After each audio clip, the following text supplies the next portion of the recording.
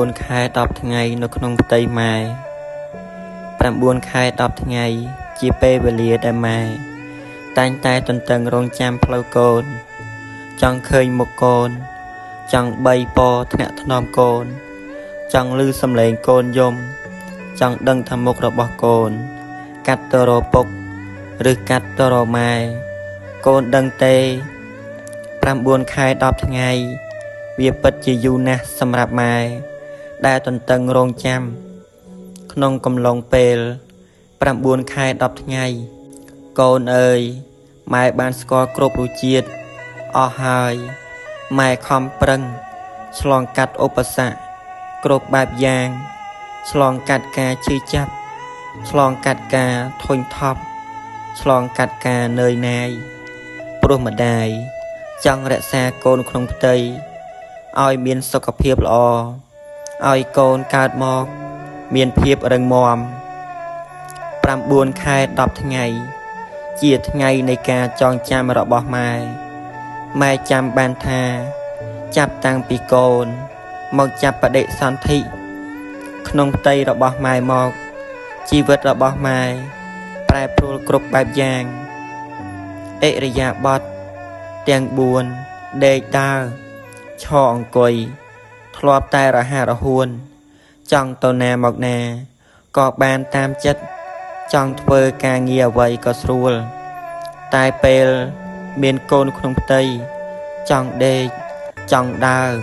ឈរអង្គុយក៏ពិបាកធ្វើអ្វីក៏មិនទាន់ចិត្តគឺទៅគ្រប់បែបយ៉ាងទាំងអស់ចិត្តធ្លាប់តែស្រស់ស្រាយសប្បាយរីករាយ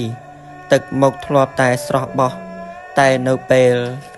ដែលម៉ែមានកូនអារម្មណ៍របស់ម៉ែក៏ចាប់ផ្ដើមប្រែប្រួលឆាប់ខឹងឆេវឆាវមួម៉ៅក្តៅក្រហាយនឿយណាយធុញថប់គប់ចិត្តមិនត្រូវអាហារហូបចុកដែលធ្លាប់តែឆ្ងាញ់ធ្លាប់តែចូលចិត្តបែបទៅជាលេបបញ្ចូលចេះតែរអើមរកល់តែវិលមុខក្អួតចង្អោចង់តែខ្យល់កឈឺនេះឈឺនោះរកថាមិនត្រូវហូបក៏មិនបានសម្រានក៏មិនលក់ព្រោះកូនធ្វើទុករាល់ថ្ងៃម៉ែធ្លាប់ជាមនុស្សមានសេរីភាពចង់ទៅណាគឺទៅបានគ្រប់កន្លែងក៏ព្រោះតែកូនស្ថិតនៅក្នុងផ្ទៃម៉ែសុខចិត្តបិទសេរីភាពខ្លួនឯងដើម្បីមើលថែកូនម៉ែធ្លាប់ជាមនុស្សដែលចូលចិត្តតែងខ្លួនស្អាតបាតគ្រប់ពេលការ៉េម្សៅម៉ាគីយេលេលាបលុនរាល់ថ្ងៃតែព្រោះកូននៅក្នុងផ្ទៃម៉ែលែងខ្វល់រូបសម្រស់អ្វីទាំងអស់ម៉ែខ្វល់តែម្យ៉ាង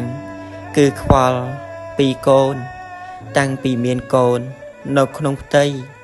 ម៉ែបានកែប្រែខ្លួនឯងច្រើនណាស់ម៉ែកែប្រែទម្លាប់ដែលធ្លាប់តែមិនសូវគិត